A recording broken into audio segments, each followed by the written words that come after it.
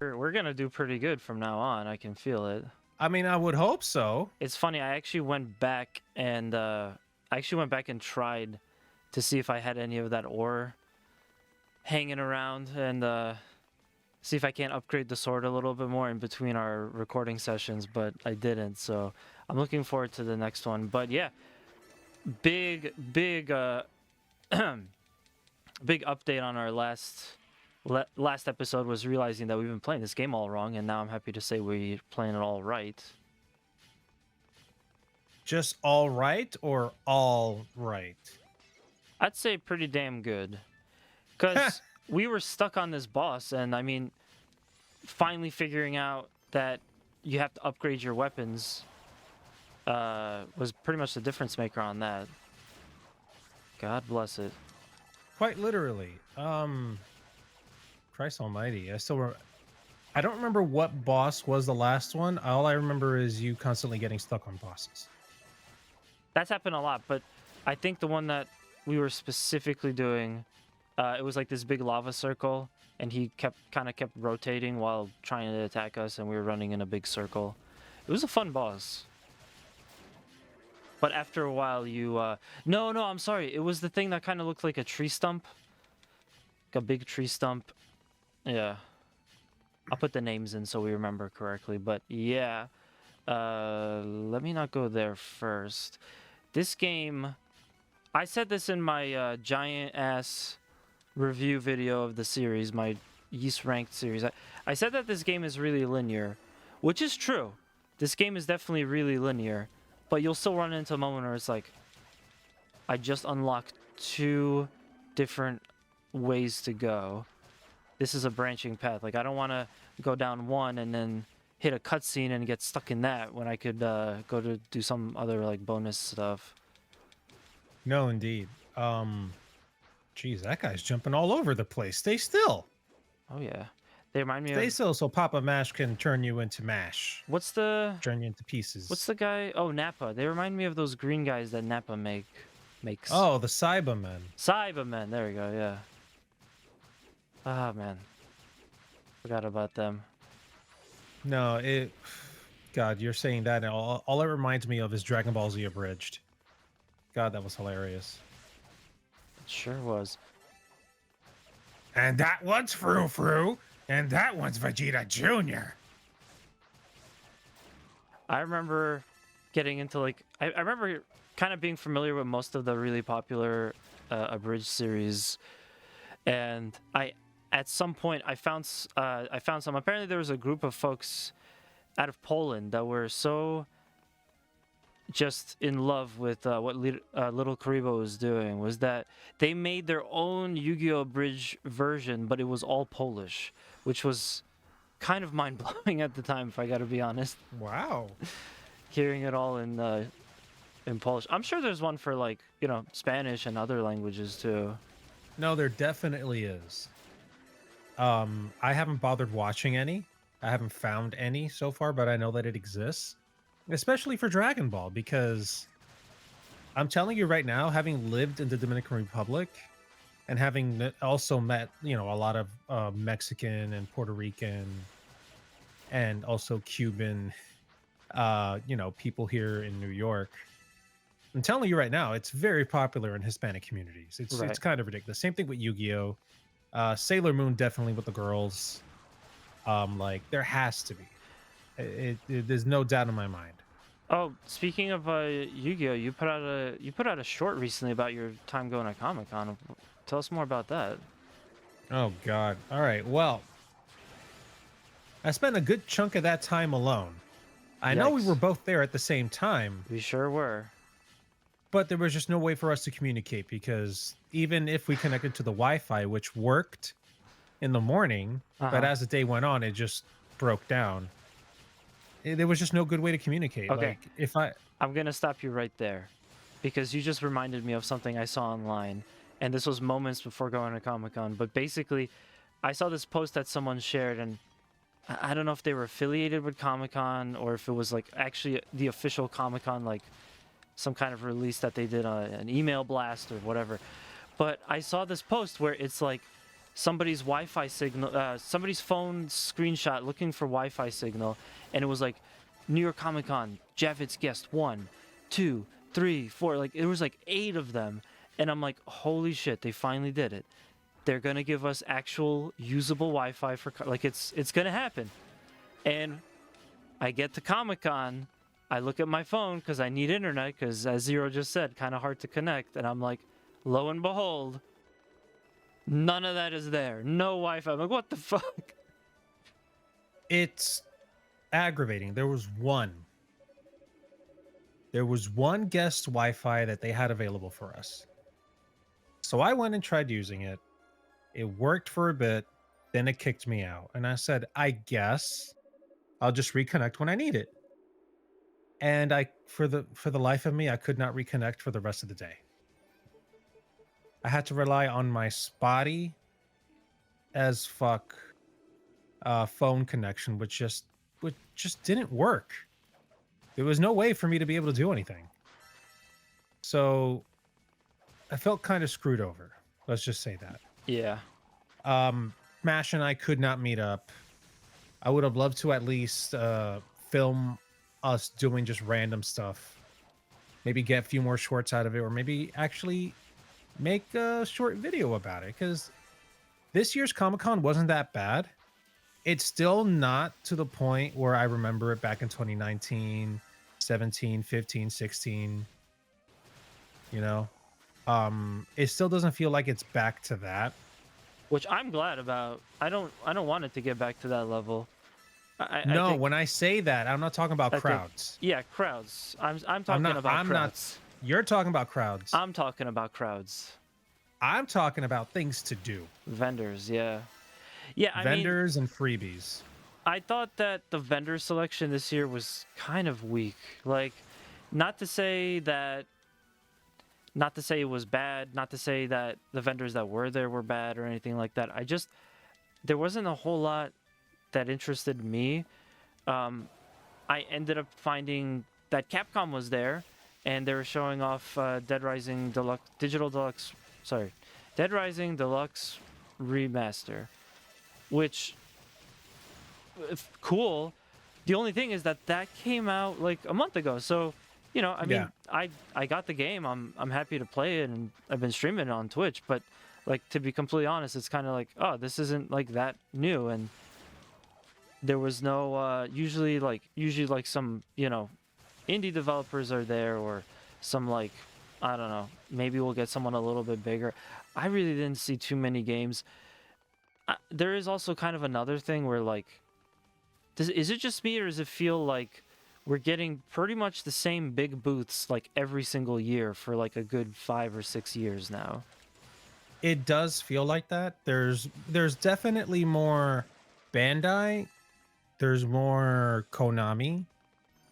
Capcom. Funny enough, I don't think we saw Capcom much last year. No, we did, but in limited capacity.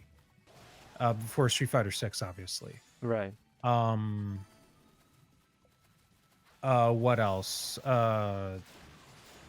We definitely had the Gundam build thing, so that was a thing. Yeah. Yeah, other than that, I don't really... Yeah, it looks like we keep getting the same big booths, but not too much variety, I guess? I don't know how to explain it. It didn't... Comic-Con lately, obviously, we're still like shaking off the big world event that happened not too long ago. But Comic-Con has just really been feeling mid at best lately. I had a good time, but I don't feel like I've had the same amount of good time that I used to have back, you know, in the before times. Let's just say that. Yeah. And I think a large part of that is actually the vendors, because, you know, it feels like every year now there's going to be the same really big booths on the main show floor. So you're going to get something for One Piece. You're going to get something for Dragon Ball Z. Those are like always front and center now, which is cool and stuff. But on the one hand, it's also kind of weird because we have an anime convention that happens at the Javits Center that, you know, all that stuff would be a perfect fit for. It's just kind of weird that New York Comic Con is like, it's just doing the same shit as that anime convention, because I don't like what's the point of going to basically the same event twice if you think about it, you know? Uh, Yeah. I like, to me, the real draw of Comic-Con, and this was even like way back was kind of becoming the case, but at this point the real draw of Comic-Con is what used to be called the block.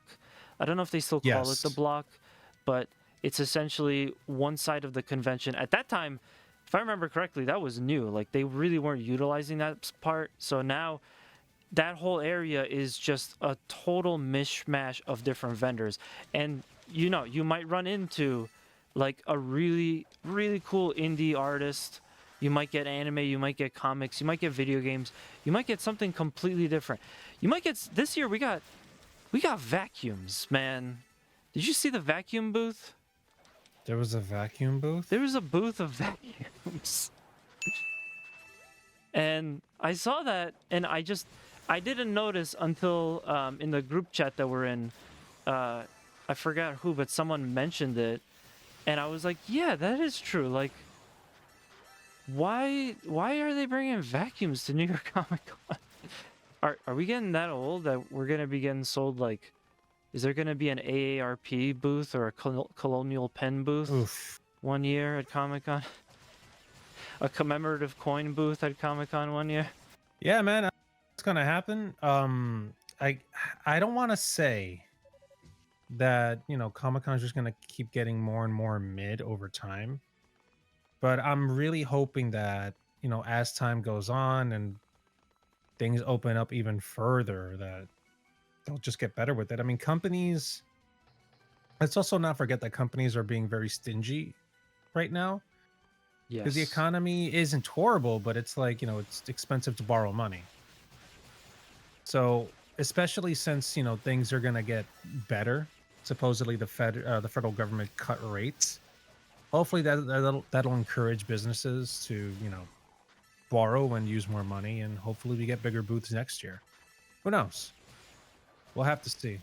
I just, if Comic Con, I understand that there are always going to be staples. Like, Yeah, yeah, there's always the Yu-Gi-Oh booth. There's Bandai. There used to be staples like gaming staples, which is cool, like PlayStation, Sony, Xbox, yeah. We haven't Square. seen Nintendo, Xbox, or PlayStation whatsoever at Y- these conventions. No, Ubisoft used to be there as well.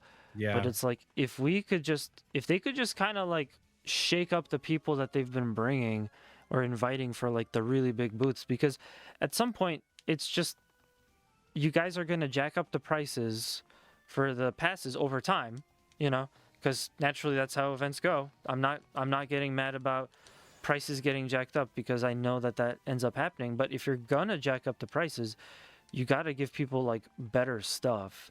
And going to the essentially the same event with the same show floor like year after year, it's eventually you just kind of be like, I don't know.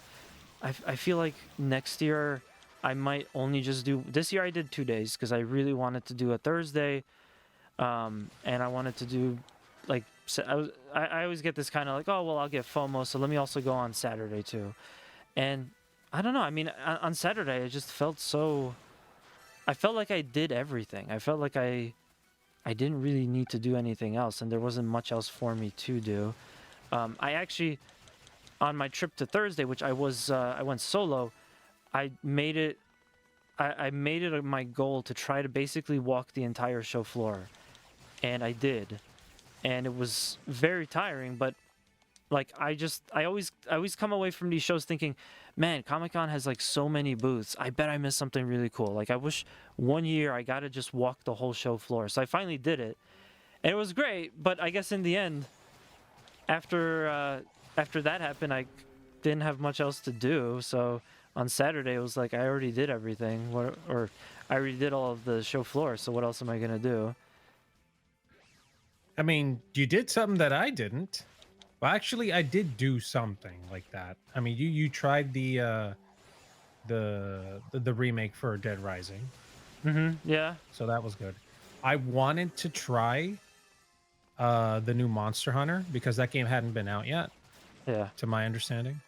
Yeah, Correct me in the comments if I'm wrong. which also, yeah, they also had something for Monster Hunter there too. They invited me to come out to the signing, which, by the way, shout outs to the folks working the Capcom booth. They were awesome. Yeah. I was actually in my race suit, and I struck up a conversation with one of the attendants, who's actually done like Le Mans and I forget. No, what was the one that you went to? Oh, you mean the Road to Greatness, Petit Le Mans? Yeah, yeah, like all these kind of like race shows, and it was just fun. It was fun, and someone from the booth asked me for a photo. That was kind of like um, that was kind of like monitoring the demo. Which then I later asked him if you know something about the game, because I was having some trouble, and then he kind of explained to me. He's like, yeah, I don't know, dude. I'm just showing the demo. So we both laughed about that. But yeah, they were super inviting, and I gotta say, I actually enjoyed my time at the official Capcom booth at New York Comic Con. Yeah, they had that. They had Monster Hunter on the ones that was like the big thing. And there was like another game. I didn't get a chance to check it out, but I waited for Dead Uh, Rising. they had the arcade collection for Capcom. Oh, okay. Yeah, the arcade classics more like. So Marvel 2, those games, they had those on display. So our buddy Oni, who's been on the channel before, Oh yeah. he went dressed as Yun from Street Fighter 3. Yes, I think I saw that. That's very dope. So it kind of annoys me because towards the end of Saturday, the only day I was there, him and I were hanging out. He was getting stopped like at every corner actually, because he really does look like Yun. He has like the little ponytail, he had the hat on, and everything. So we're basically walking the show floor minutes before it closes. I'm talking about like 10, 20 minutes before it closes because he came late. He wasn't able to see everything. And then we get to the Monster Hunter booth because he's a big fan of Monster Hunter. He gets a picture of their sort of chocobo looking thing. It was like a dinosaur feathery thing that you're supposed to be able to ride in the game. And then we walk behind it and I noticed the Capcom fighting game section and I'm like, "Oh, I really should have gone here when I had nothing to do." Because for a good chunk of the day, I was walking by myself doing nothing, just trying to see what was around. So I kind of kicked myself because they weren't going to let people, continue playing the arcade. Right. But our buddy Oni should have been there earlier too because Capcom posted pictures, like Capcom proper, the company, posted on their social medias people in cosplay for any of their IPs, especially Street Fighter. So a bunch of Chun-Li's, a bunch of like Ryu's, a bunch of Sean's, Guile, whoever you can think of. Like if they were dressed as that character and you were at the booth, they wanted a picture. And our buddy Oni was dressed as Yun, like one of the better looking ones. And I'm like, you really should have been there. And he's like, I really should have. Unfortunately, it was close to the end of the day. They weren't taking any more pictures of Right. cosplayers or anything. Yeah. So that's a regret. That sucks. I'm sorry for Oni for that. I think the cosplay like meetup was downstairs in that sort of arcade area, which I gotta be completely honest, I'm just every year I'm like more underwhelmed with that arcade area. I think that they tried this year to make it a little bit nicer. So I Mhm. can't be too harsh on them. I can't be too critical on them because I think what they did was they partnered with Video Games New York, and the whole weekend Video Games New York was organizing tournaments, but also they were organizing this really cool idea where you could face like a pro. You could sign up to just play with a pro versus like random fighting games, which I mean, I've seen other events do that, but it's still just kind of bugs me that the arcade that they have is in this like really the It's in this like really like far off part of the convention. Dude, it's all the way at the bottom. It's all the way. Okay, if you're facing the convention center, it's going to be all the way to the left, and then all the It's way in a corner. down, and then all the way to the back. It's in a dank corner, and Yeah, I don't even whatever. It is what it is. I mean, because now panels are in a completely different building, which actually the building is nice, but I mean it is. you're like going a little bit further out to get to those panels. So I'm not complaining about the distance. I'm just kind of setting up for my critique, which is that I'm so underwhelmed by calling it an arcade, and the majority of it is board game stuff, which, hey, if you love board games, more power to you. I think it's great that a lot of events embrace board games because most people don't have like a place to sit down and just play games, even if it's just with strangers and you won't really be able to continue it or you're not likely to continue it later. It's cool to just have easy access to play board games with folks. I like that. But you call it the arcade and all the video games are like tucked away in the back. There's not a single cab because it's all console setups basically.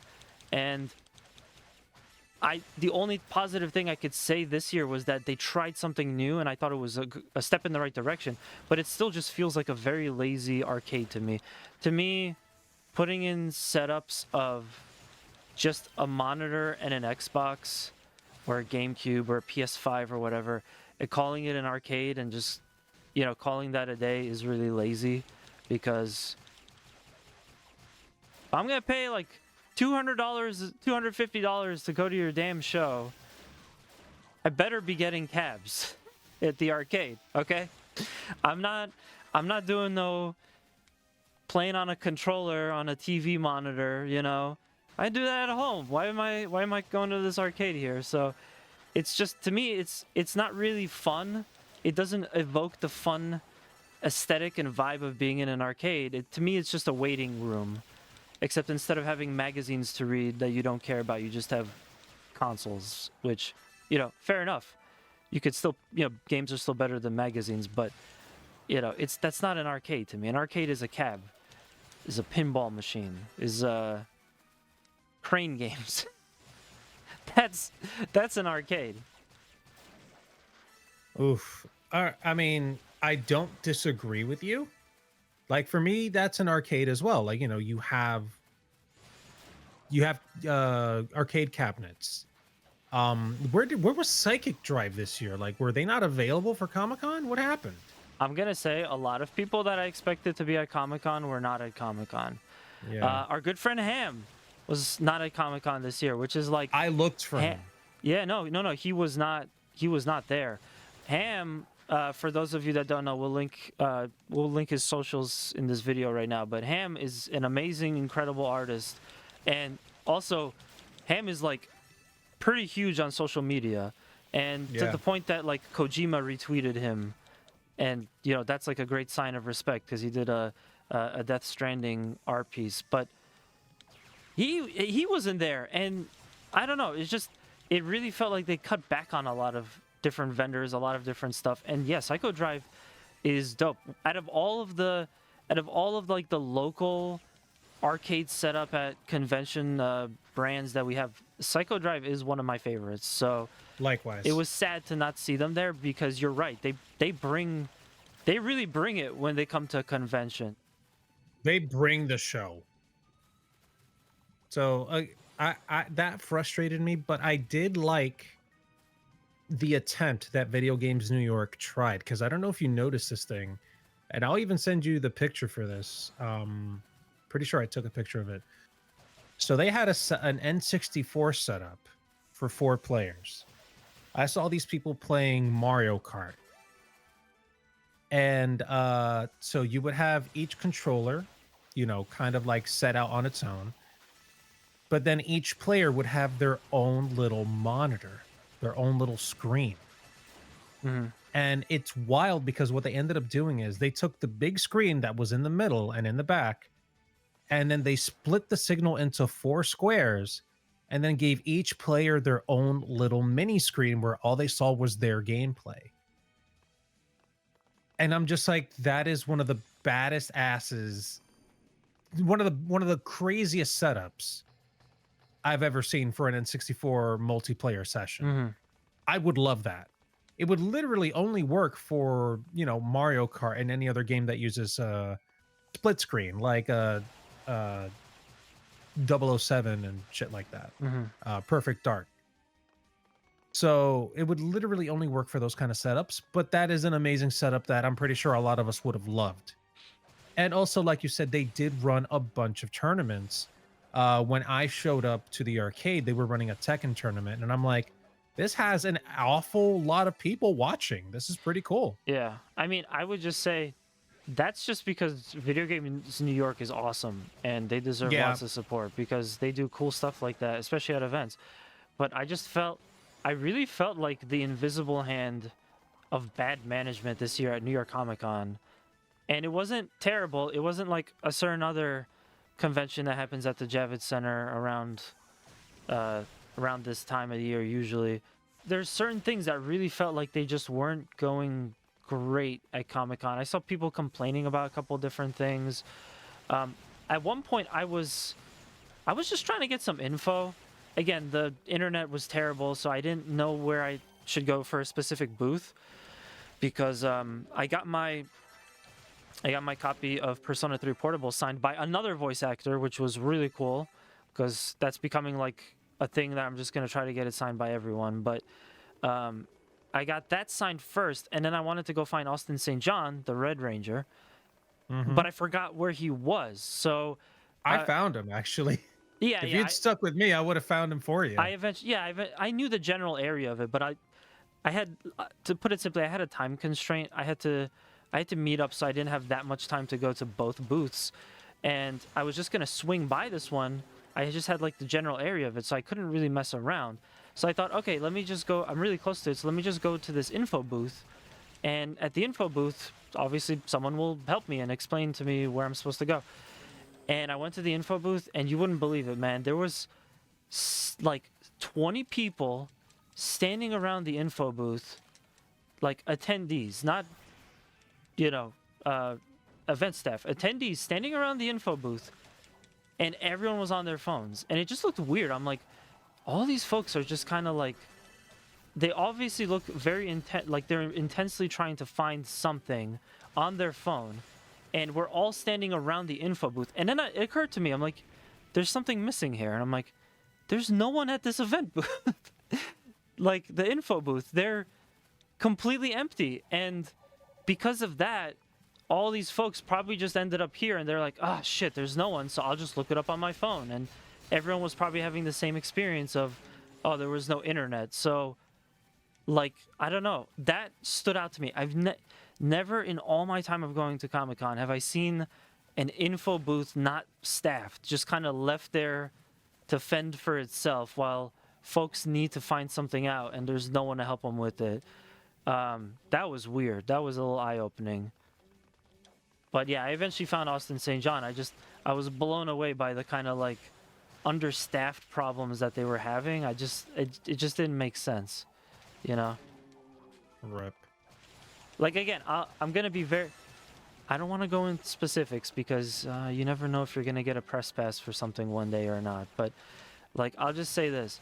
There's a certain other event that I just kind of expected from because the last 3 or 4 times that I physically attended, I witnessed really bad management, and I've heard a lot of things from both exhibitors that were there and people that, like, work for the event.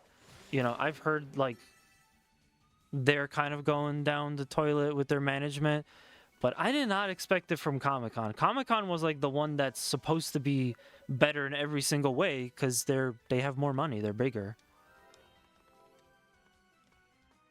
No, I hear you. I didn't bother going to the info booths because for me, it's more like, all right, before I try to do this. I'm not very good at it. Mm-hmm. And you know what I'm about to say. I try to plan out, what I want to do before I go, but I'm really bad at remembering to do so. And even if I do it, I'm just like, yeah, so I want to do this and that. And then I don't think about like the rest of the day. Right. Like, I don't try to plan out the rest of the day. I'm just like, yeah, I'll just go around and I'll just do whatever. And then I walk around and I'm like, oh God, I have nothing to do. I'm so bored. Where are my friends? I can't communicate with them. Holy shit. Why did I do this to myself every year? Um, but yeah, no, you're absolutely right. Like for them to not have at least one person at the info booth to help you find people or to like give you a good direction as to where these people could be, that kind of sucks. Especially since like we're paying quite a bit of cash just to go to Comic-Con these days. Yeah. Um, And they probably also don't pay the staff very much. I'm just gonna point that out right now. they're likely not. They're likely Um, not paying the staff much. yeah. I Like, mean, we could also make the point that like it's probably also just getting more and more impossible because there were a lot of people on Saturday. I don't It know. was it was almost shoulder to shoulder like it was in 2019. I don't know. Thinking about how bad the economy is job wise, and I'm definitely someone that's experiencing a lot of problems with this right now, but Mhm. like just kind of understanding where a lot of folks are at and how many people are like at no short of just desperate to find work. I Mhm. call bullshit on that. I think you can always find more staff somehow. It's just Absolutely. it's just a matter of cutting a slightly bigger check to a different uh like a staffing company at the end of the day, but they don't want to do that, and that's really sad. Actually, it's funny that actually makes me think of the Indy 500. If there's any fans of racing that are interested in that, um, I saw this tweet about the day. Somebody tweeted a picture of the day after the Indy 500, which is, I think it's the biggest race, kind of like the Daytona 500 is for NASCAR. Um, I don't know what Formula One has, but I think the Indy 500 is the biggest race for that series. And somebody just tweeted this picture of the day after, and it's like nothing is cleaned up. Everything is like absolutely in torment around this track. There's just so much garbage Oh my everywhere. god. And there's like, one dude in like this 100-mile radius cleaning it or something. And you just kind of think to yourself, like, the person that tweeted that shared out, like, this is a company that like makes a ridiculous amount of money off of this race. Like, they can absolutely afford to get more staff and pay them properly. They just don't want to do it. And I think we're probably seeing a lot of corner cutting in a lot of different industries right now. But that's going to be another discussion for another time because we're over. Um, Indeed.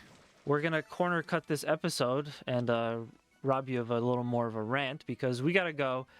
And we're going to leave it right here at this cutscene. What a perfect cliffhanger for you guys. Guys, we hope you enjoyed this episode. Make sure to like, comment, and subscribe, and we'll see you on the next one. Take care, everyone. Bye.